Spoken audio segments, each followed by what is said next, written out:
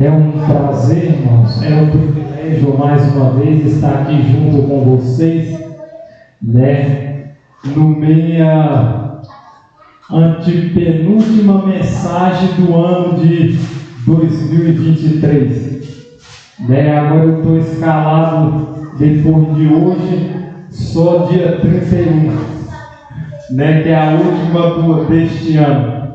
Irmão, abrem a Bíblia de vocês no livro de Judas, fica lá perto de Apocalipse, e a gente vamos meditar aqui um pouquinho, né, nesse livro que tem apenas 25 versículos.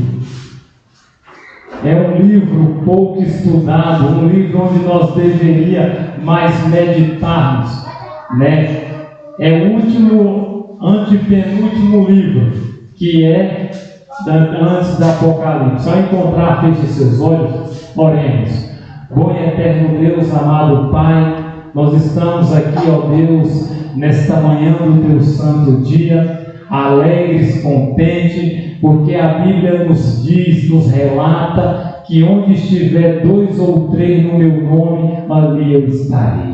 E nós temos a certeza, ó Deus, que aqui está cheio de anjos, apesar de não podemos ver nem contemplar, mas podemos ter a certeza que Ele se encontra aqui no nosso meio. Nesta manhã, fale conosco, me use como instrumento, e que o homem se cale, e o Espírito Santo fala a partir de agora, em nome de Jesus. Amém. Queridos, Judas, capítulo 1, os estudiosos, eles acreditam que esse Judas aqui, né, não é Judas Iscariote, né, mas eles creem que esse Judas aqui era irmão de Tiago, que era o quê? Irmão de Jesus, mas irmão de Jesus, né, da parte de José, né, que Jesus, né, ele só teve de mãe, Maria só teve Jesus, né? Maria não teve outro filho além de Jesus. Então esse Judas aqui era irmão de Jesus, mas filho de José, né? Então, querido, no capítulo 1, né, e só tem um capítulo mesmo,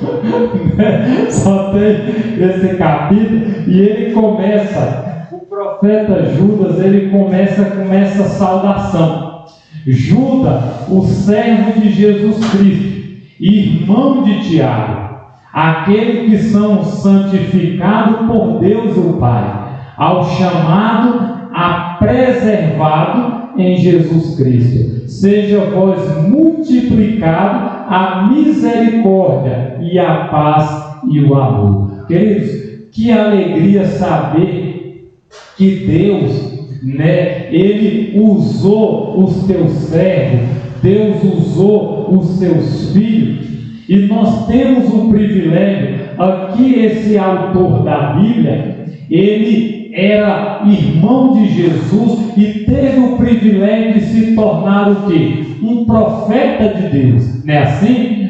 A gente, irmão, hoje também a gente pode ser considerado como um profeta, sim ou não? Sim. Sim, porque lá no livro de Apocalipse,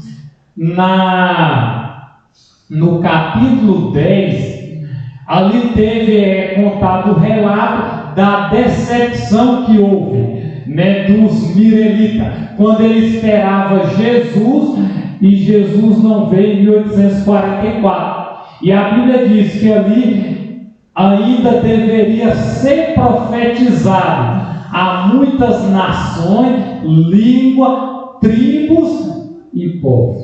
Então, se o Evangelho seria anunciado, então Deus teria que ter porta-vozes, Deus teria que ter profetas. Se era para profetizar, então precisaria de homens, mulheres, criança, para ser o quê? Profeta nesses últimos dias. Apesar, né, de como o irmão Valdivan relatou, de ter muitos falsos profetas, mas Deus também nesses últimos dias, Ele tem profeta verdadeiro.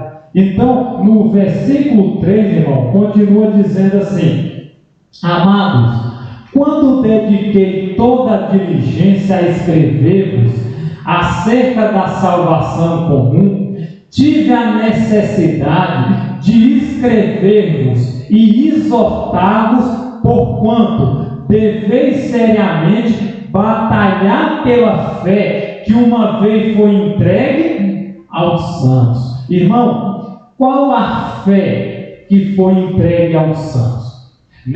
Nós conhecemos, nós aprendemos de Jesus, nós se tornamos discípulos de Cristo, mas a nossa fé, ela precisa ser o quê? Ser batalhada, ser seriamente provada, porque nossa fé, a Bíblia diz, querido, que nos últimos dias o justo vai viver pelo quê?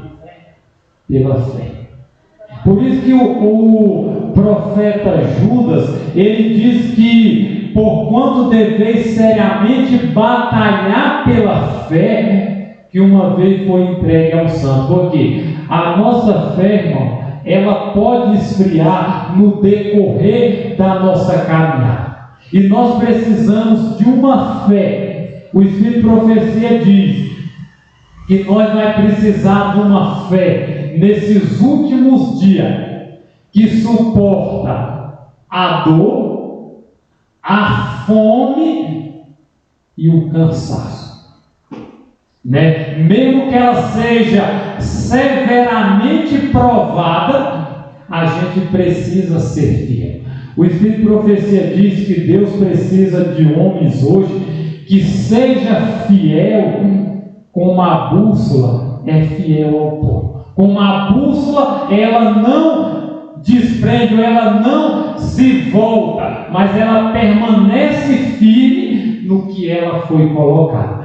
E é o que Deus precisa nesses últimos dias, de homens e mulheres que tenham uma fé, que seja provada, mas que não desanime, mas que persevere até a volta de Jesus. E vamos para o versículo 4, irmão, que diz assim: porque certo homem se introduziram com dissimulação, os quais antes estavam ordenados para esta condenação, homens impiedosos que convertem a graça do nosso Deus em lascívia e negam o único Senhor Deus, o nosso Senhor Jesus Cristo. Verso 5: mas quero, portanto, lembrar-vos embora, já sabeis disso, como o Senhor salvou o povo da terra do Egito e destruiu depois os que não creram. Verso 6: e aos anjos que não guardaram seu estado original, mas deixaram suas próprias habitação,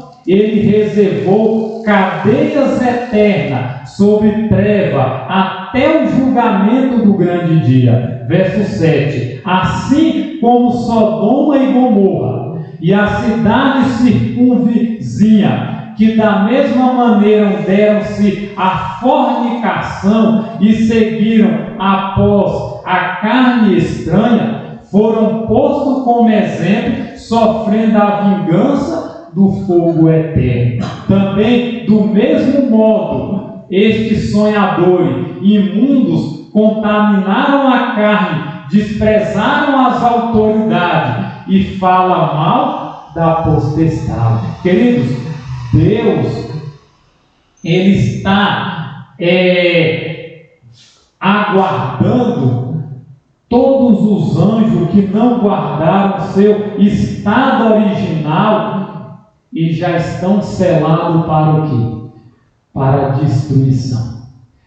Aqui, como Sodoma e Gomorra não permaneceram nos princípios, nos caminhos, também sofreu o quê? A vingança do fogo eterno. E a gente percebe, irmão, que muitas pessoas que não estão guardando a fé que uma vez foi entregue aos santos, no final essas pessoas que não perseverar, o que irá acontecer? Elas sairão, elas abandonarão. E para você ver quantas pessoas, Fernando, que creio tem mais tempo aqui de adventismo nessa cidade, as pessoas que se batizaram, se tivesse todas, aquela igreja ali, irmão, não caberia, né? Mais ou menos em que ano, Fernando, que o Evangelho chegou aqui? O Evangelho chegou aqui, está com 29 anos, então dá quantos? Dá 93, não. Está com 29 anos. 29, deve estar o quê? Nós, acho que foi em 94. 94. Né? 94. E para a gente ver que muita gente que já passaram aqui, alguns estão dormindo, né? Alguns morreram, né, na fé, na esperança, mas muitos desistiram desse caminho, né? Muitos, infelizmente, como diz aqui, como os anjos também não perseverou lá no céu, sendo obediente, mas saiu, abandonou, se rebelou contra Deus. E esses anjos já está tudo reservado para ele, que é o quê? O lago de fogo.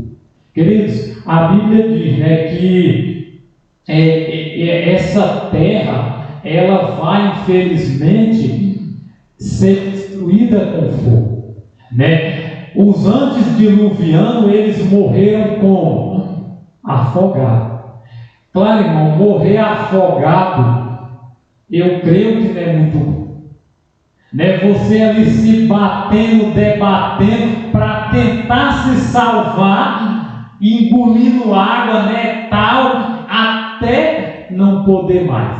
Mas morrer queimado também, meu irmão, é coisa que é que se pensar, né? E a gente percebe, irmão, que Deus, ele não preparou. A Bíblia diz que a destruição desse mundo, para Deus, é o que? É um ato estranho.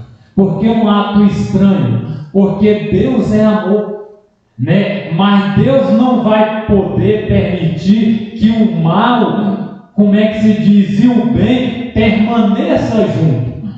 Então, infelizmente, o mal tem o seu tempo. O mal tem aqui a sua hora determinada, como a Bíblia diz, que o diabo sabe que pouco tempo lhe resta.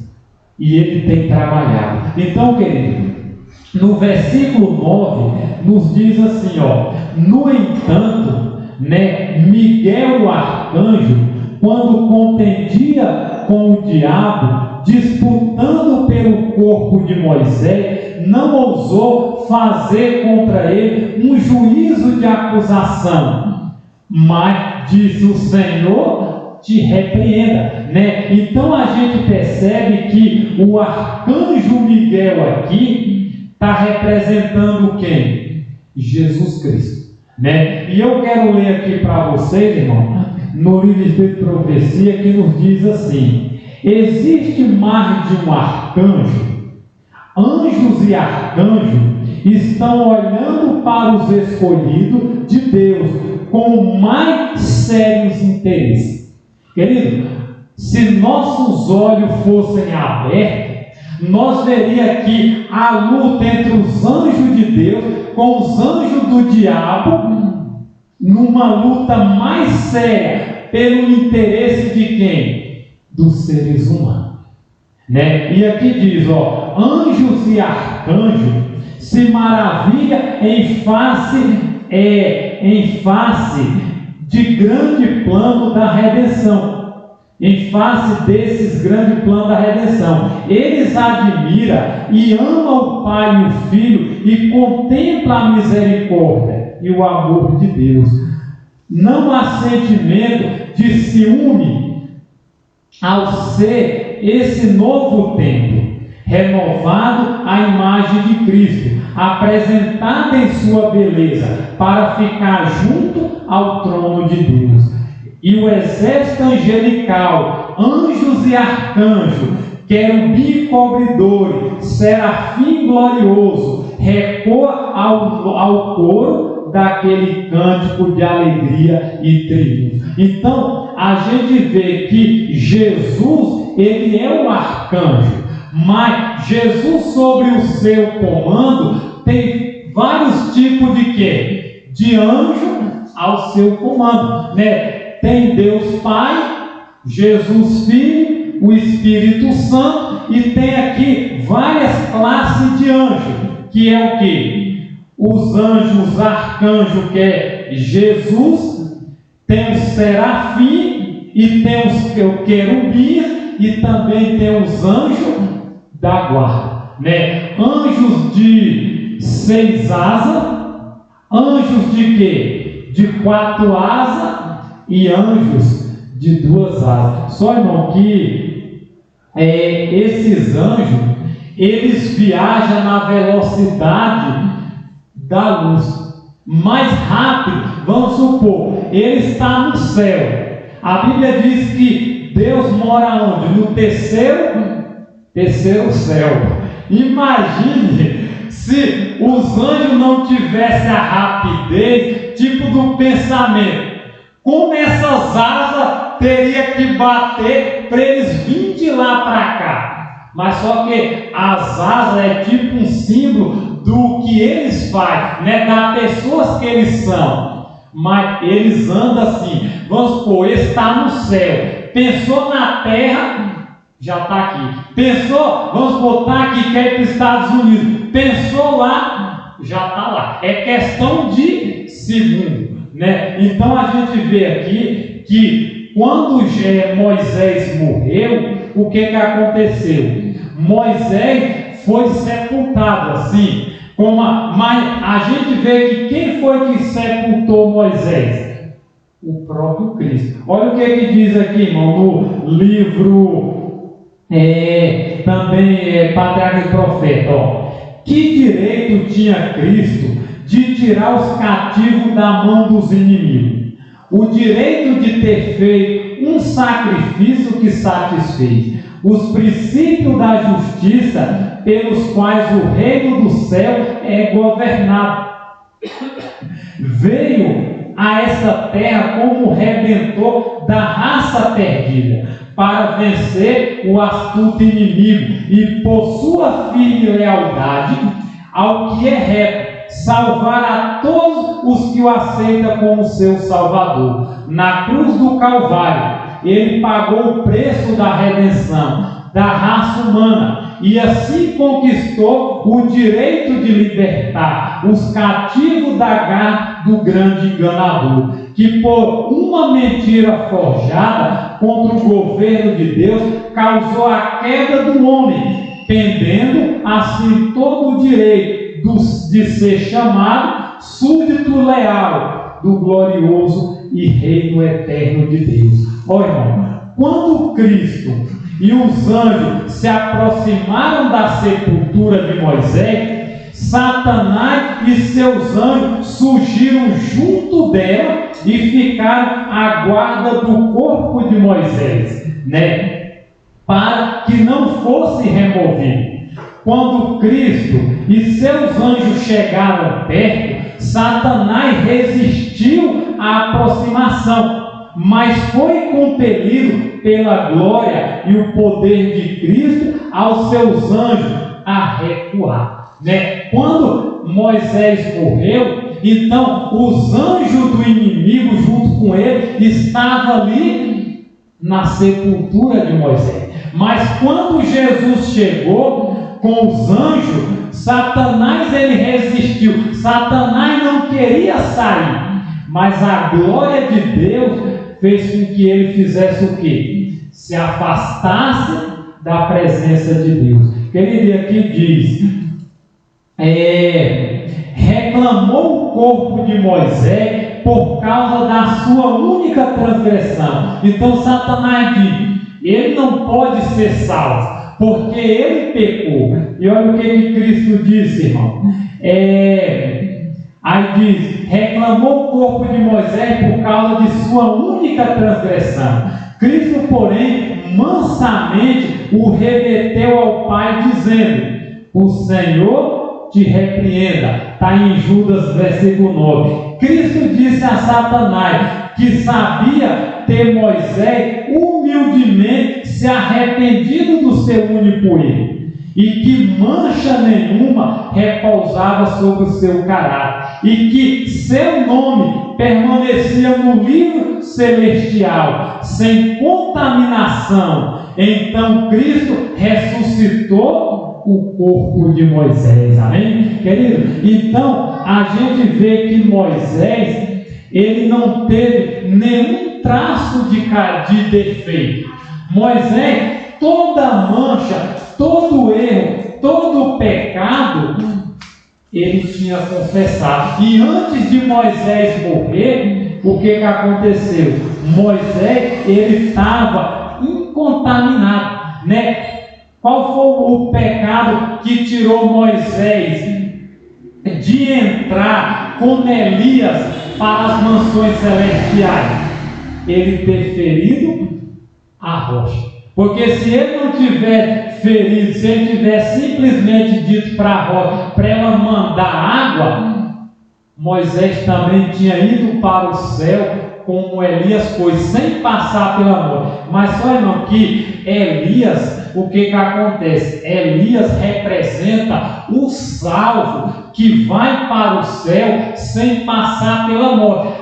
Como? Vai para o céu, vai ser transformado e vai para o céu vivo sem passar por essa morte. Agora Moisés representa quem? Moisés representa todos que morreram em Cristo e vão o quê? Ressuscitar, né? Todos aqueles, porque, irmão, da época de Adão e Eva, desde Abel, que foi o primeiro a morrer nesse planeta, até hoje, a Bíblia diz lá no livro de Apocalipse, querido, que João, ele viu uma multidão inumerável.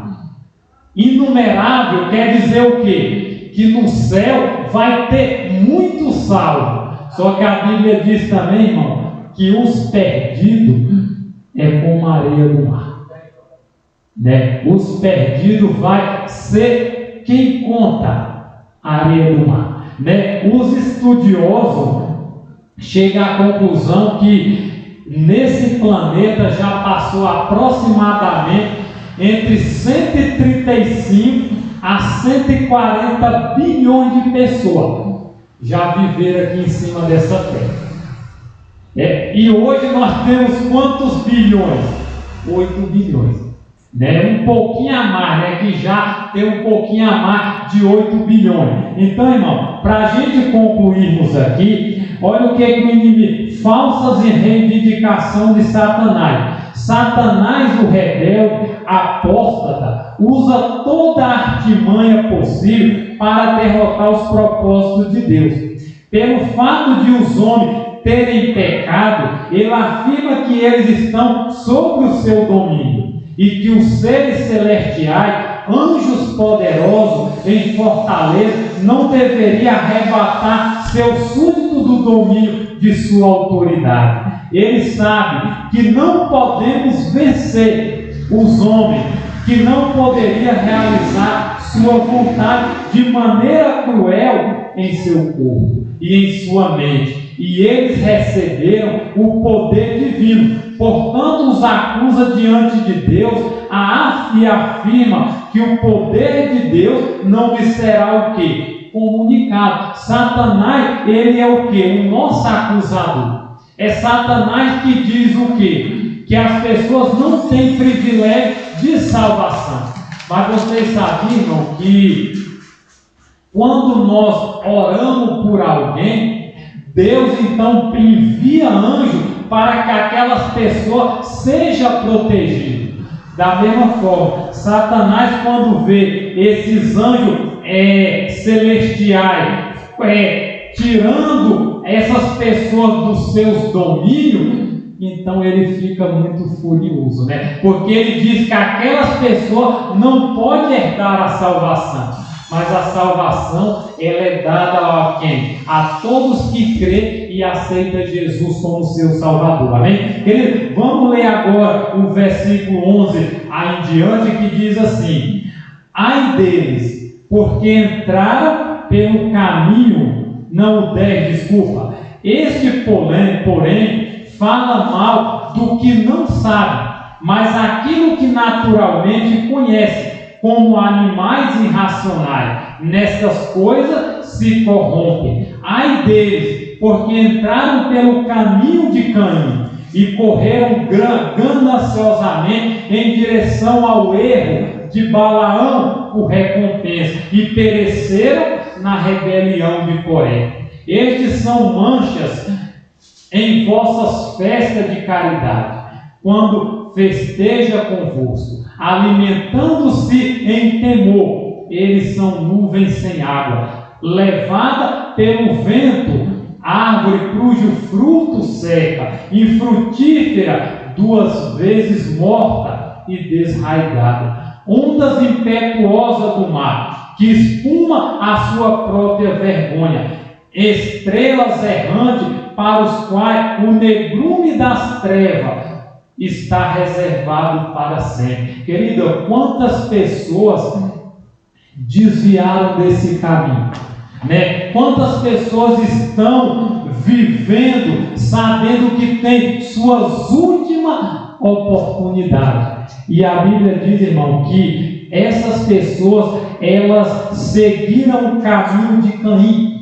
Caim, infelizmente, se rebelou contra Deus e permaneceu e morreu sem salvação. A gente vê aqui também Balaão, né? Balaão trocou a sua recompensa pelas as coisas, as riquezas dessa terra. A gente vê aqui a rebelião de Coré, quando estava ali acusando Moisés, Arão, o chão se abriu e eles morreram soterrados. E muitas pessoas estão vivendo dessa maneira. Como é que se diz? Deixando o caminho da salvação e seguindo o caminho da perdição. Versículo 14, irmão, diz assim: também Enoque, o sétimo, depois de Adão, desde profetizou, dizendo: eis que vindo é o Senhor com 10.000 de seus santos, verso 15, para fazer juízo contra todos e convencer todos os ímpios entre eles, por todos os seus atos impiedosos que impiamente cometeram, e por todas as duras palavras que os ímpios pecadores disseram contra ele. Estes são murmuradores, os queixosos, que andam segundo os seus desejos carnais, cujas bocas proferem palavra muito arrogante, admirando as pessoas por causa de alguma vantagem. Irmão, quem foi Enoque? O Espírito de Profecia aqui nos diz: Enoque se tornou um pregador da justiça, tomando conhecido do povo o que Deus lhe revelava. Aqueles que temiam ao Senhor procurava esse santo homem para partilhar de suas instruções e orações. Trabalhava publicamente também, apregoando a mensagem de Deus a todos os que desejavam ouvir as palavras da advertência. Seus labores não se registram aos setitas, na terra em que Caim procurava fugir de sua presença divina. O profeta de Deus tornou conhecida as maravilhosas cenas que havia passado antes da sua visão. Enoque era um profeta que falava ao ser movido pelo Espírito Santo. Ele era luz entre as trevas morais, um homem padrão, um homem que andava com Deus, sendo obediente a lei de Deus. Amém? Queridos, Enoque foi o primeiro profeta. Enoque foi um homem que andava com Deus. Enoque não se desviou nem para a direita nem para a esquerda. Por isso que o profeta Judas diz aí, e também Enoque, versículo 14, e também Enoque, o sétimo depois de Adão, deste profetizou dizendo: eis que vindo o Senhor com 10.000 de seus santos. Verso 15: para fazer juízo contra todos o que convence todos os ímpios entre eles, por todos os seus atos de impiedoso que impacientemente cometeram, e por todas as duras palavras que os ímpios pecadores disseram contra ele. Amém? Então Enoque profetizou que Jesus viria com milhares, com 10.000 de seus anjos, como a Bíblia diz lá em Mateus, que Jesus virá com poder e com grande glória.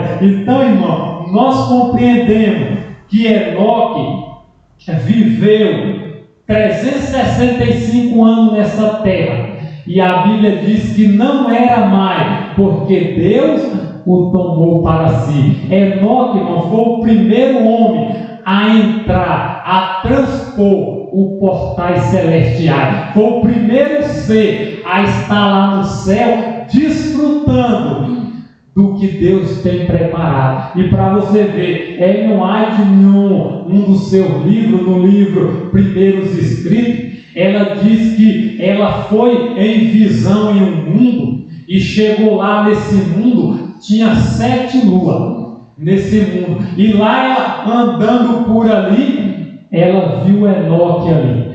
Ela viu e pôde conversar com Enoque, e perguntou: Enoque, é aqui que você mora?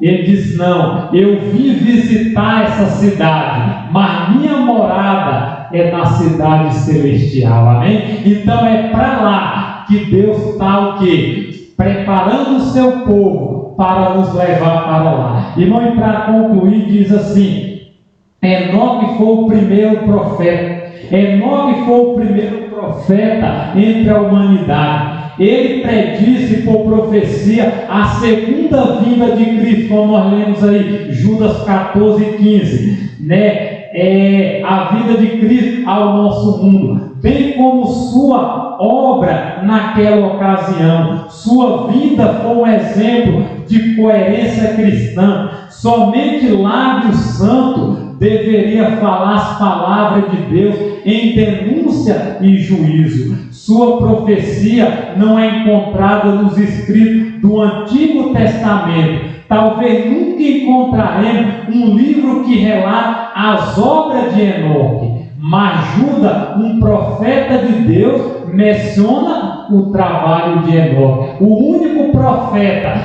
que fala um pouquinho da vida de Enoque é Judas. Nesses 2 pequenos versículos, Enoque profetizou que Jesus virá, que Jesus voltará, e ele vai agir tanto agora com justiça para dar salvação, e também a perdição àqueles que rejeitaram a mensagem de Cristo. Irmão, e para a gente terminar, para a gente concluir, do versículo 17 ao versículo 23 diz assim: porém, amados, Judas terminando, lembrai-vos das palavras que foram proferidas ante pelos apóstolos do nosso Senhor Jesus Cristo. Verso 18: e como vos dizia, haverá escarnecedores nos últimos tempos, que andaria segundo as suas ímpias concupiscências. 19: sendo estes os que se separam a si mesmos,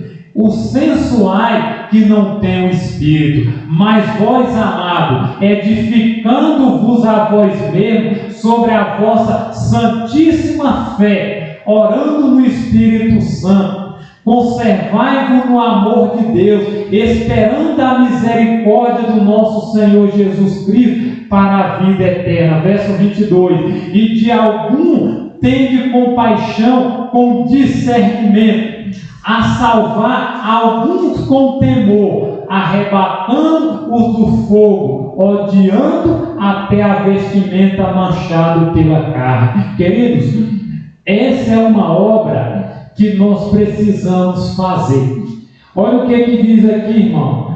Deus vai pesar toda a ação na balança. Que cena será essa?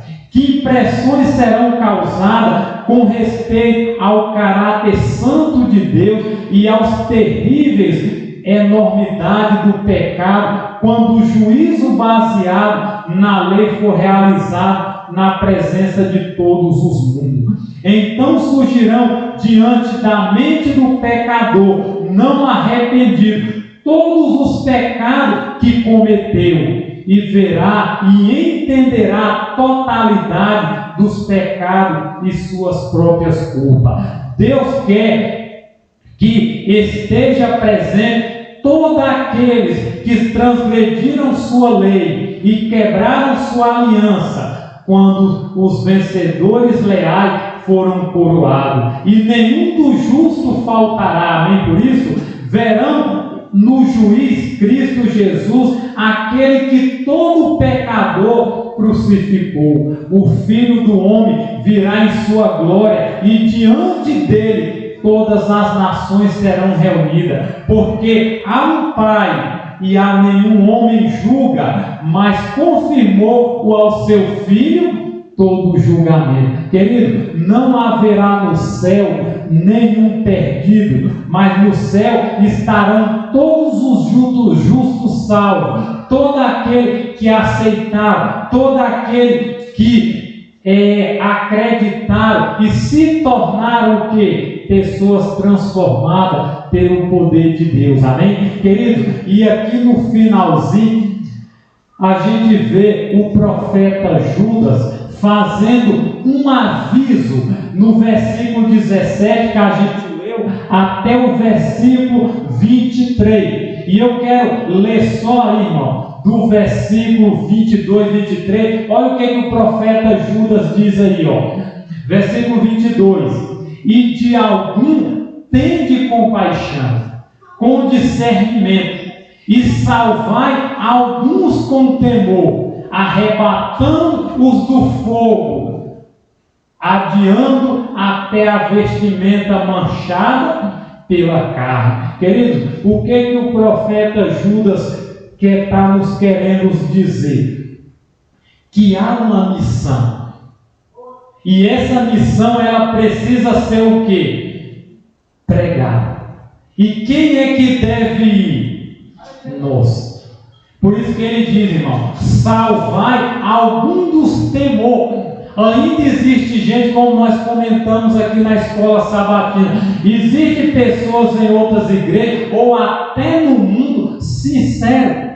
Deus, irmão, já está preparado. O Espírito de Profecia diz que quando Deus for acabar com este mundo, aquelas árvores gigantescas que existia antes do dilúvio, diz que essas árvores, elas estão tudo reservadas para na época que Jesus descer fogo e enxofre, junto com essas árvores que viraram tipo gás, tipo coisas explosivas, está tudo guardado. E no tempo que o fogo descer, que entrar em contato,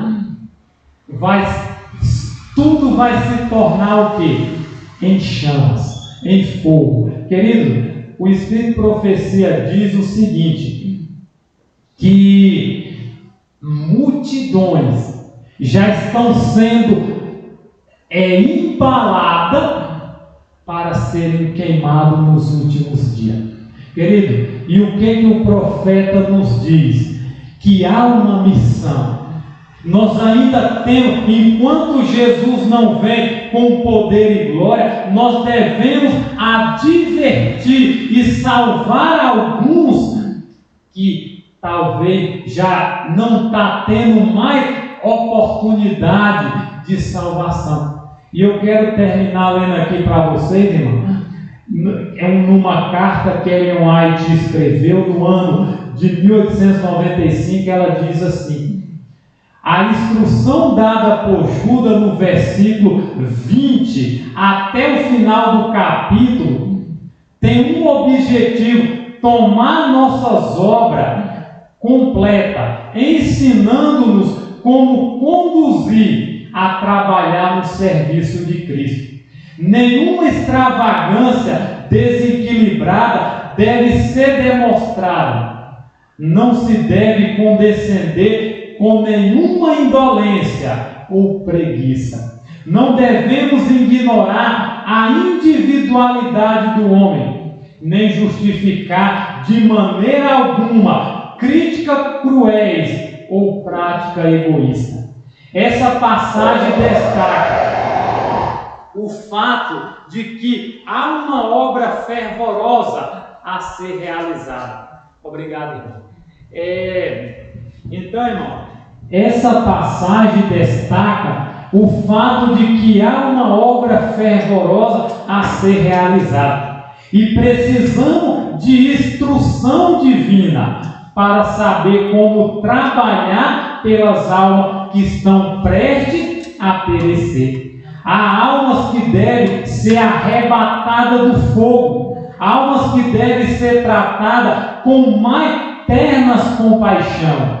Necessita-se de obreiro que tenha aprendido na escola de Cristo o seu método de salvar almas. Amém? Queridos, precisamos salvar, precisamos testemunhar. Irmão, nesse livro aqui, eu quero meditar aqui na página 74, nós já estamos terminando.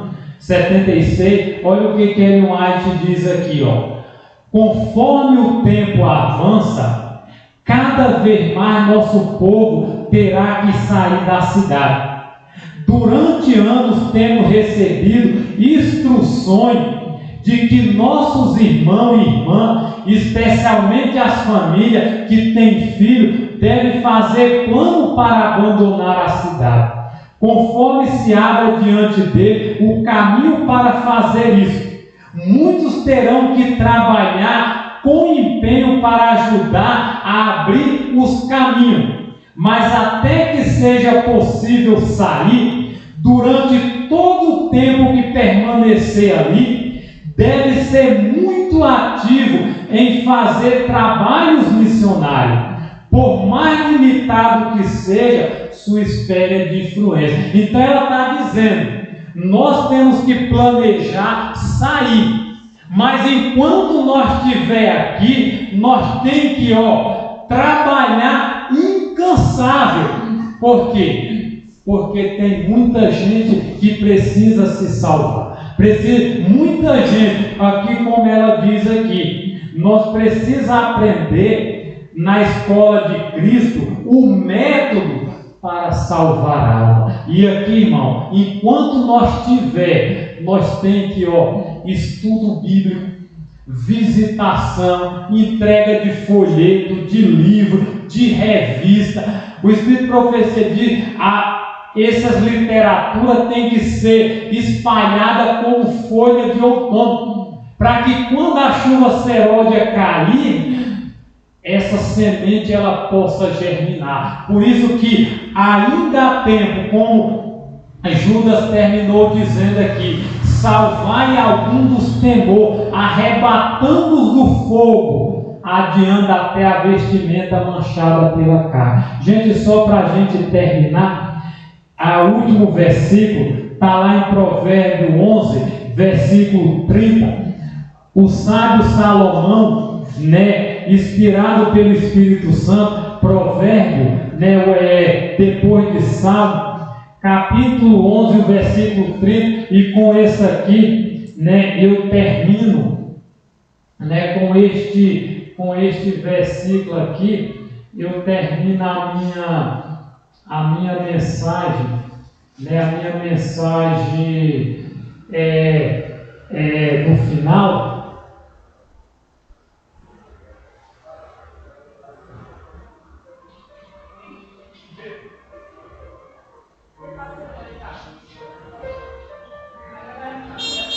Queridos, olha o que o profeta diz aí, Provérbio capítulo 11 e o versículo 30. Amém ou misericórdia? Ele diz assim, queridos: o fruto do justo é a árvore da vida, e o que ganha a alma é sábio. Queridos, nós precisamos aprender na escola de Cristo como ganhar almas. E o sábio Salomão, ele diz que o fruto do justo vai ser a recompensa, a árvore da vida. Aquele que ganha a alma, ele é sábio. Queridos, precisamos a cada dia pedir a Cristo. 365 dias está terminando. Irmão, quantas almas a gente ganhou este ano para Cristo? Eu preguei lá domingo passado, lá na central, e eu disse para os irmãos na hora da pregação: o que nós não fizemos esse ano, nunca mais nós vamos fazer. O Espírito de Profecia diz, irmão, 1 hora perdida, ninguém nunca mais consegue recuperar. 365 anos, está faltando aí o quê? 16 dias aproximadamente para o 15 dias para o término deste ano. Ainda, irmão, ainda dá tempo de fazer alguma coisa para Jesus. Ainda dá tempo. Este ano, para você ver, esse ano nós tivemos aqui um batismo, para a honra e glória de Deus. Mas o irmão, ele não está conosco, ele está em Fortaleza, ele casou lá, já estava esperando só batizar para ir. Casou lá e está a bênção. Então, mas nós precisamos trabalhar. Esse ano eu comecei uma classe bíblica. Dessa classe bíblica, esse irmão se batizou. E toda terça-feira eu estou aqui. Pelo menos, irmão, fazendo a minha parte.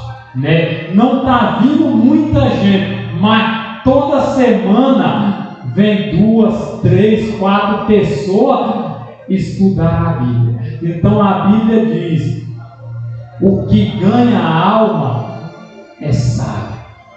Então que nós possamos, como diz, que nós possamos ganhar a alma para Cristo. Irmão, este ano Jesus disse: devemos trabalhar enquanto é dia, porque a noite vem onde nós não podemos mais trabalhar. Irmão, apresse e vista para que outras pessoas sejam salvas, para que outras pessoas não percam a salvação, porque muitos vão chegar lá no céu.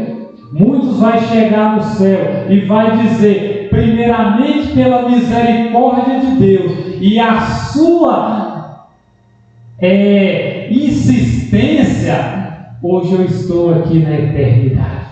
Irmão, que Deus nos abençoe, que Deus fortaleça a nossa fé e que nós possamos, assim como Jesus foi a todos os lugares, que nós possamos ir, levar a mensagem de salvação, levar a mensagem de esperança e receber de Cristo no final a recompensa. Eu quero só terminar com os últimos versículos aí de Judas, o último versículo aí, que ele termina com essa bênção, Judas, aí nos restantes final, que ele diz assim, queridos, 24 ao 25, a bênção: ora, aquele que é poderoso para impedir-vos de cair e para apresentar-vos sem defeito diante da presença de sua glória, com abundância e alegria.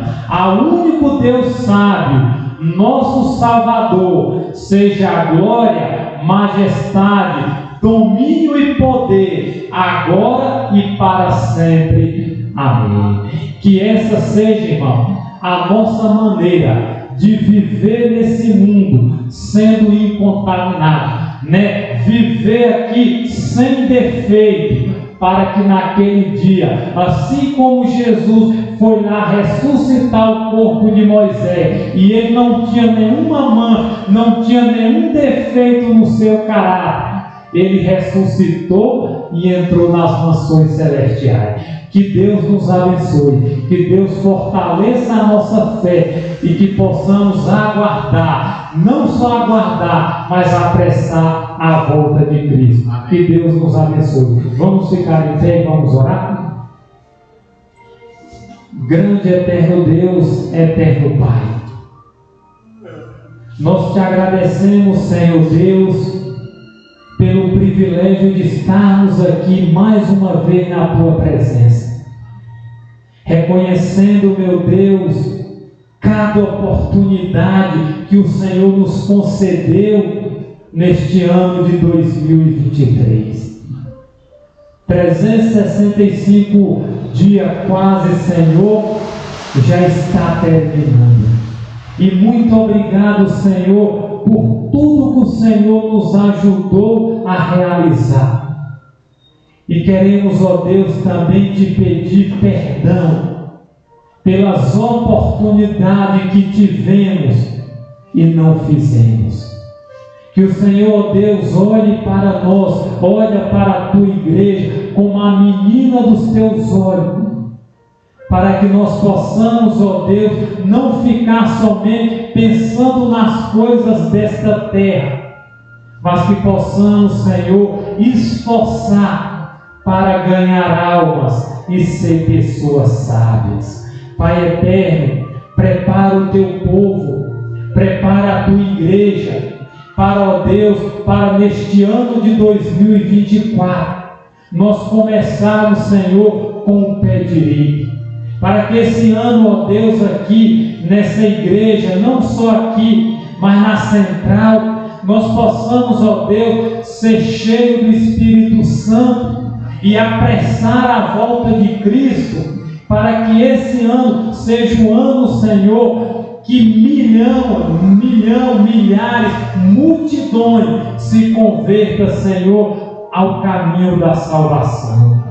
Fortalece nossa fé. Nos usa, ó Deus, como instrumento, nos usa como um canal de bênção, para que principalmente nossa casa seja salva, e depois, Senhor, todos os nossos restantes, amigo, parente, vizinho, e toda essa cidade, se assim for da tua vontade. Pai eterno, leva-nos em paz, e nos traz, ó Deus, mais à tarde, se for da tua vontade, para darmos continuidade a esse projeto. E através, ó Deus, desse projeto, possamos ganhar almas para o teu reino. Fortalece nossa fé. E querido Jesus, volte logo. Ora, vem, Senhor Jesus. Nós te oramos em nome de Jesus. Amém. Que Deus nos abençoe. Que Deus fortaleça a nossa fé. Essa é a minha oração em nome de Jesus.